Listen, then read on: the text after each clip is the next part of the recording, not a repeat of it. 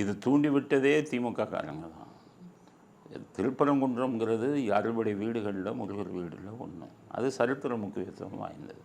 ஆயிரக்கணக்கான வருடத்துக்கு முன்பாகவே திருப்பரங்குன்றத்தில் முருகர் கோயில் இருக்குங்கிறதுக்கு சரித்திர சான்று இருக்குது.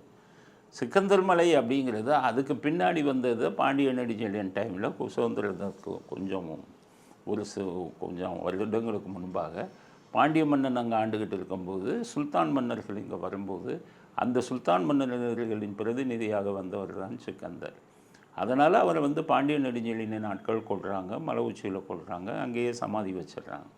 அதுக்கப்புறம் சம்மந்தப்பட்டவர்கள் அவரை வச்சுக்கிட்டு ஒரு தர்கா மாதிரி வச்சுக்கிட்டு போய் கும்பிட்டுக்கிட்டு இருக்காங்க.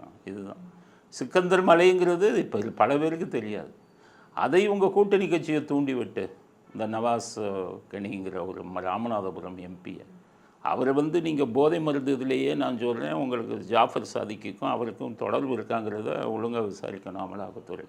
ஜாஃபர் சாதிக்கு அவங்க ஊருக்கு பக்கத்தை சேர்ந்தவன், இவரும் கொரியர் ஏஜென்சி எல்லாம் வச்சுருக்காரு.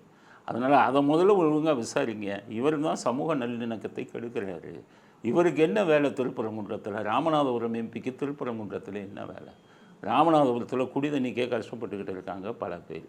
ராமநாதபுரத்தில் வைகை டேம்லேருந்து வர்ற தண்ணி வரலாம், அதிகப்படியான தண்ணீர் ராம்நாடுக்கு போகிற பாதைகள்லாம் அடைபட்டு கிடக்கு, கிருதமால் நதியெல்லாம் அடைபட்டு கிடக்கு. ஒரு எம்பியாக இதை பார்க்க வக்கு கிடையாது. இங்கே திருப்பரங்குன்றத்தில் கோயிலில் போய் பிரியாணி சாப்பிட்றது தான் ஒரு எம்பியோட வேலையா? அதனால் தூண்டி விட்டது நவாஸ்கானி தான். இதுக்கு பின்புலத்தில் இருந்தது திமுக காரங்க தான்.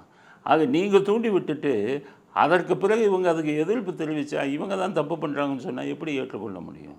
அதனால் ஒவ்வொரு பிரச்சனையிலையும் மதங்களை தூண்டி விடுவது திமுக காரங்க தான்.